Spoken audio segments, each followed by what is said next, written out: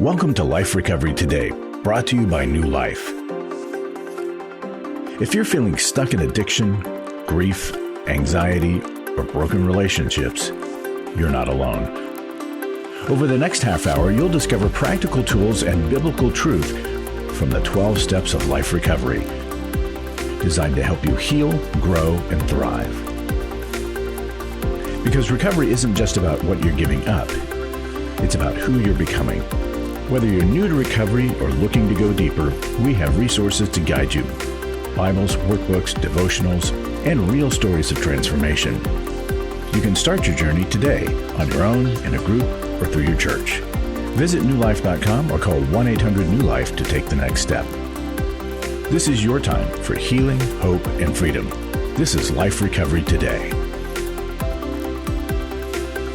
Hi there, welcome to Life Recovery Today. Steve Arterburn here, and with Dr. 𝙇𝙄𝙁, we put together a Bible 30 years ago, if you can imagine that. 30 years ago, it is the anniversary of the Life Recovery Bible. Let me show you something. This is a special leather Bible that Dave and I received in 1998. So the Bible came out in 92, and in 98, we had sold 200,000 copies. And so here is this wonderful leather-bound edition that they sent us because they just wanted to commemorate the fact that this Bible that had, it was supposed to sell about 100,000 copies, but it already had sold 200,000. Well, now 30 years later, we're approaching 4 million. And every year, Prison Fellowship gives away about 100,000 of those Bibles, probably more. So it's a wonderful joy that people have found hope and healing through the Life Recovery Bible.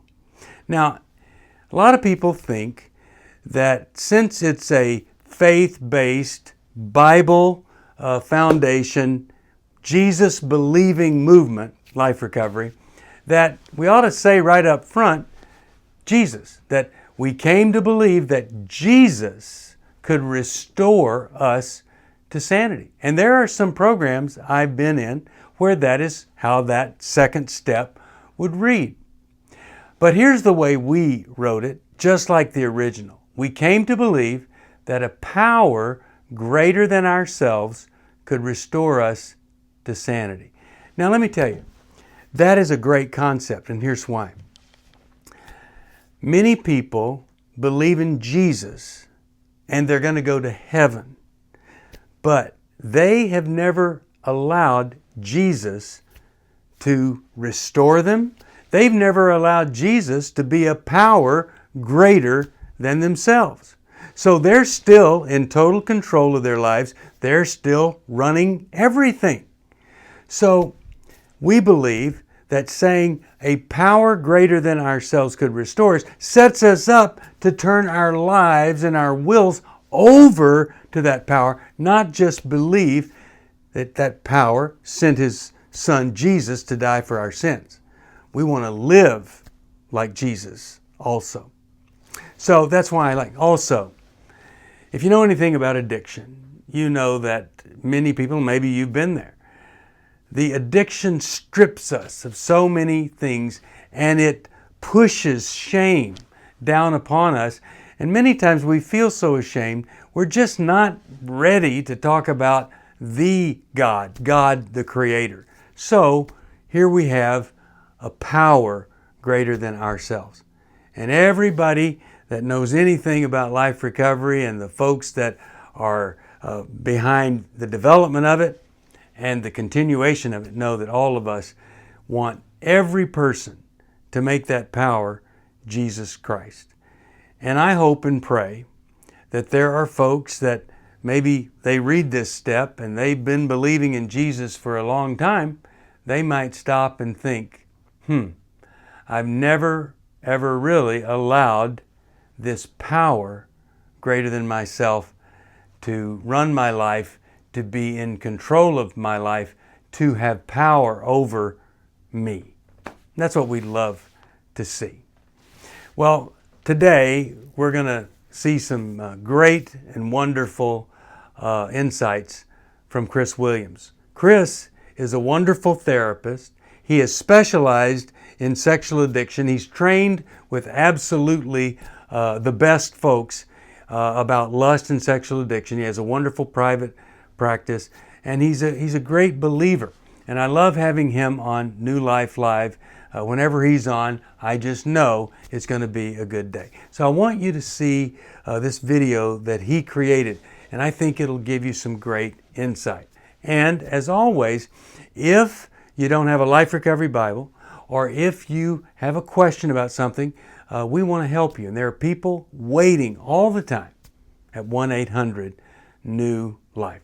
Now, right after this break, I'll be back and share some more about today's show. Welcome back to Life Recovery Today. Steve Arterburn here, and as I said, Chris Williams is going to provide our coverage today. He's a great host on New Life Live. Chris is a licensed marriage and family therapist, and of course he's worked through his own struggles with sexual integrity. And this is what I love about him. He had the problem, he dealt with the problem, and then he trained to help others with the problem, and he's done some of the most effective work possible. Now, he has designed and developed Christian recovery programs. He's designed family programs, trauma recovery programs, and even been involved with addiction treatment centers, and he's consulting with those treatment centers. What I'm trying to say is that he knows what he's talking about. You can trust what he has to say. Now, here's what he's going to say a little bit. He's going to discuss the key principles in sex addiction. Now, when we wrote Every Man's Battle, we said right in the beginning, hey, this is kind of a book for pre-sex addicts. So you don't have to be a sex addict to benefit from this particular book. And in doing that, we also said, but everything in Every Man's Battle, it applies to sex addicts. But here, he's going to cover these topics that apply to every sex addict we've ever known. Fear, responsibility, holiness, courage, and community. Now, what I love about holiness is that the Bible standard is to not let there be even a hint of sexual immorality in your life. And that's what holiness is all about. So it's important to understand these things, and Chris is going to help us understand them because they really are, they're the structure and the foundation of good, solid recovery when the call is for sexual integrity. That's a call all of us want to answer. Here's Chris. Hi, this is Chris Williams, co-host of New Life Live, and I'm going to do a 5-part series on just some really key principles of addiction and recovery, specifically sexual addiction. And today I want to start off with fear. And this may sound kind of strange. It's like, how isn't fear a negative thing? Isn't fear kind of one of the things that drives sexual addiction? How could it be a positive attribute? Well, I want to answer that question with starting with a verse in Proverbs chapter 1, verse 7. It says, "The fear of the Lord is the beginning of knowledge." And it goes on to say that a fool rebukes wisdom or doesn't heed to wisdom. And where fear comes in as a really positive attribute is when we connect to the reality of sexual destructive behavior. When we play out the consequences over a long period of time and we see where this will lead, we see what this is causing in our own life, in the lives of others, there should be a tremendous amount of healthy fear in that. I fear causing destruction. I fear causing harm. I fear this going on longer. The other aspect of that is I fear breaking the heart of God. We don't talk about this fear of the Lord, I believe, enough. And it's something that, for me, it's kind of at times hard to get my head around. But when I think about, again, different in verses in Psalm 139, it talks about where David is saying, where can I go to hide myself from God? And it says nowhere. If I go to the depths, if I go to the heights, you are there. You see everything. And when we fear the Lord and know that he sees everything, and we have secret destructive behavior continuing on that's causing destruction in our life and in the lives of others, as well as breaking the heart of God, that fear then becomes a motivator. And the positive motivator of fear is to move us into action. It's not to paralyze us in indecision or inaction, but to move us into solution. And so if sexual addiction or sexually destructive behavior is something that you are struggling with, in a very healthy way, I want you to be able to connect to the fear, the healthy fear of the consequences and destruction that this is causing. I want you to connect to the reality that God is not blind to this. Of course, he comes at it with great understanding and compassion, but he also comes at it with a broken heart for the destruction that it is causing. What I want to talk about in this segment is responsibility. Responsibility, if I could really put it out there in its clearest terms, is full and complete ownership. A lot of times in sexually destructive or addictive behaviors, or any addictive behaviors, what ends up happening is this thing called disassociation, which means that we disconnect from ourselves. We disconnect from our conscious thoughts, and we fall into almost this trance-like state. And so it's really important that we're able to connect to reality. But the important part of connecting to reality is taking responsibility for our lives. Taking responsibility for every inch of our lives. Again, part of addiction, it works in helping us believe that we're somehow a victim, that we're somehow can't do anything about it, or we use a lot of justifications and rationalizations to continue the behavior. But what ends up happening is the person that we victimize the most is ourselves in the process of victimizing people around us. A way out of that is saying, no, I take full responsibility for all aspects of the problem in which I struggle with. And what that does is it actually starts the process of empowerment. Because if everyone else or everything else is the problem, then I have no solution. But if I am the problem, then I actually have a solution. And if I own the problem, then I can begin to own the solution. So a key principle in the recovery process, in addressing and coming into light with a lot of these, again, behaviors that are gripping us and also destroying us and destroying those around us, is radical ownership of every inch of our lives. The responsibility is also the responsibility in the recovery process, saying that no one else is going to be responsible for you working the program. No one else is going to be responsible for you creating time boundaries and space boundaries about doing the work that you need. And so, again, responsibility for the problem, responsibility for the solution. And one of the things that I can tell you is that when I've taken responsibility for my problems in my life and when I've taken responsibility for the solution, God has met me there every single time. But one of the principles I want to talk about today is something that I think has been diminished over time, and it's the principle of holiness. In fact, in my own life, when I think of holiness, I've happened to traditionally think of it as sort of holier than thou. It's something that actually, for me, at times can have a negative connotation rather than a positive connotation. And what I want to land or start here with today is that if we think of holiness as completeness or wholeness, a sense of integrity or integration.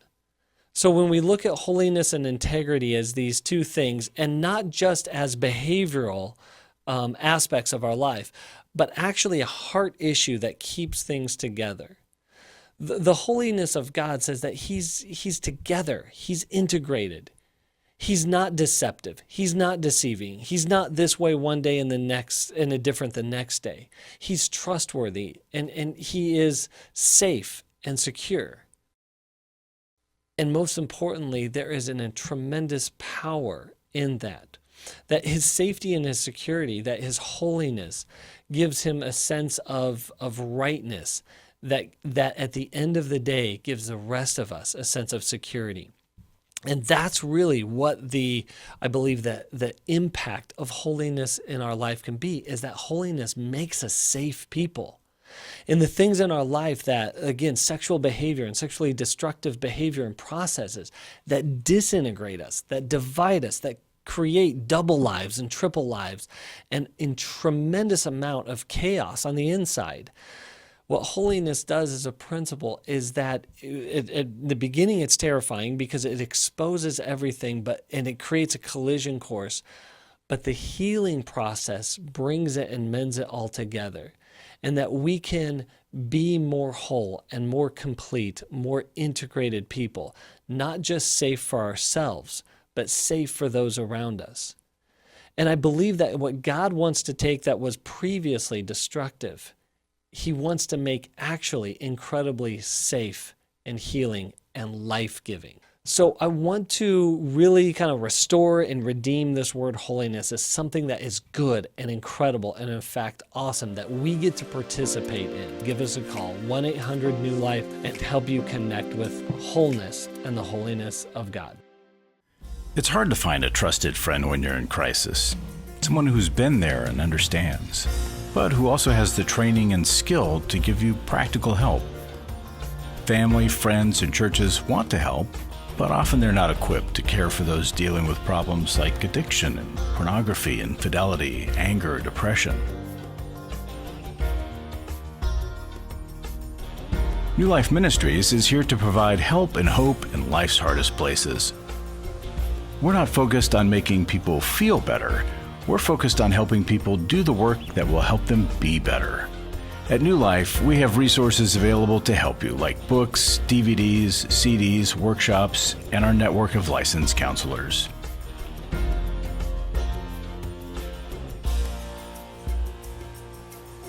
If you need help, call 1-800-NEW-LIFE and begin your new life today.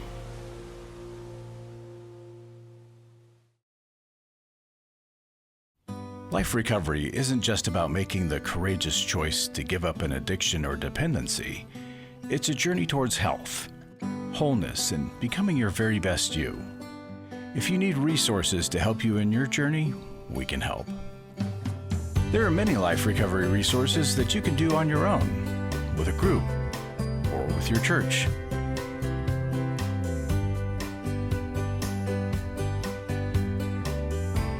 We have Bibles, workbooks, and devotionals that you can use to work your recovery right where you are. That's the beauty of life recovery.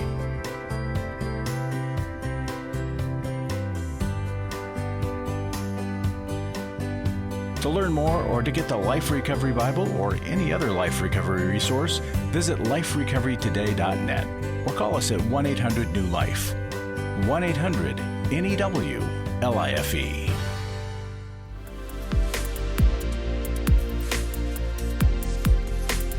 Welcome back to Life Recovery Day. That was powerful information that Chris shared. Let's continue on with hearing more from him about courage and community as it relates to the recovery of a sex addict recovering from sexual addiction. I don't know of any more powerful C as courage and community other than connection. Chris Williams here, co-host of New Life Live, and I am doing a series on core principles of sexual addiction and sexual addiction recovery. And today, in this segment, I want to talk about community. But let me first start off with a problem. Addiction thrives in isolation. It thrives in secrecy and hiddenness. And the more that we continue addictive, especially sexually addictive behavior, the more we're actually trying to cure loneliness, but the more lonely we become over and over and again. And it really is oftentimes described as an intimacy disorder, an inability to be close to another person. But that is really a torturous place to live. There is a tremendous amount of fear in that place. There's a tremendous amount of emptiness in that relationally disconnected state of being. And again, that is actually necessary for the sexual addiction to live on and even thrive. And so today I want to really press into the importance of relationship and community. The principle of community is absolutely essential to the recovery from sexual addiction. My own story, as well as many other stories I listen to, is so many people try to beat this thing on their own. And what they're doing is they're getting into the ring with an 800-pound gorilla, and they're getting beat up over and over and over again, which creates a sense of hopelessness, helplessness, even despair. And this is really a desperate situation. It's even life-threatening. I've seen a lot of people become suicidal in these places. And in that relational disconnection, their greatest need is for relationship, is community. To get into a community with other people. This is recovery groups. This is things like Every Man's Battle. This is things like even like Restored for women, or programs for women. But the importance of walking this out relationally can't be overestimated. Sexual addiction is a relational disorder, so you're not going to be able to get through it or into recovery in isolation. What was relationally broken needs to be relationally restored. And so I want to encourage people, again, in this place, if you're struggling with sexual addiction, you know if someone's struggling with sexual addiction, help them get into community.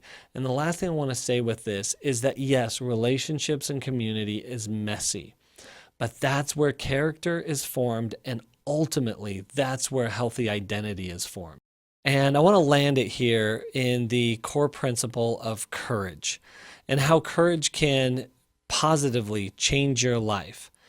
And that maybe it doesn't take a whole lot of courage, or maybe it takes a whole lot of courage in a very small amount of time. A few years ago, I was watching the movie We Bought a Zoo. And it's this just loving movie about a father trying to restart his family's life after the passing of his wife. And he's talking to his son about how he met his wife originally, and then also helping him make some decisions about how to approach a girl that he has a crush on at school.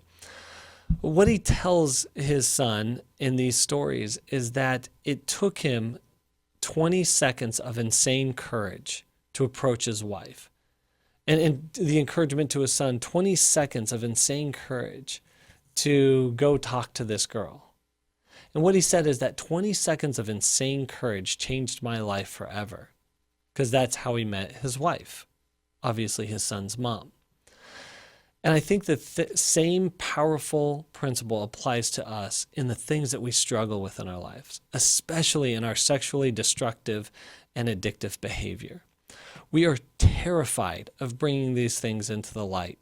We're terrified. The shame tells us over and over and over that we may not even survive it, that we will lose everything, that the worst thing that we can possibly believe about ourselves will absolutely be true if I say what needs to be said, if I tell the truth, if I'm transparent with what I'm really struggling with and the nature of what I'm really struggling with. But I can say this, both from my own life and from many, many, many guys that I work with. It was 20 seconds of insane courage to reveal and to put into the light the things that they were struggling with, to put into the light the secrecy of their sexually destructive behavior and sometimes sexually addictive behavior. And it was those 20 seconds to tell the truth, to get it into the light, in which they started the journey, the profound journey of recovery, of healing, of restoration. And certainly there's 20 more seconds over and over and over and over again that we need of that insane courage over our life. But if you're struggling in sexually addictive or destructive behavior, and you're trapped in paralyzing fear, I want to encourage you, 20 seconds of insane courage can change your life forever. It takes 20 seconds to pick up that phone and dial 1-800-NEW-LIFE. Well, I want to wrap up talking, first of all, about courage and community. You know, one of the challenges to being in community is that we're afraid of connection. For whatever reason, a lot of times it's shame. You might feel as though you're going to be rejected, or it might be the group that isn't the right group. Well, we have to ask ourselves, you know, what is it we're really afraid of that prevents us from going and connecting? Now, it takes courage to go to a meeting. It takes courage to open up to other people. And you're just going to have to find a way to be a little bit more comfortable with the discomfort of risk so that you can seek community. And of course, as you get into that community, the more time you spend in community, the more courage you seem to gain. Courage isn't about being fearless, of course. It's about feeling fearful, yet doing the next right thing. My definition of courage is this: doing what needs to be done, when it needs to be done, no matter the consequences. How many times have we known what to do and we didn't do it at that time, and then we look back and go, oh, man, I wish I had done that. That's why I say when it needs to be done. Well, it's going to take some bold moves to connect in community.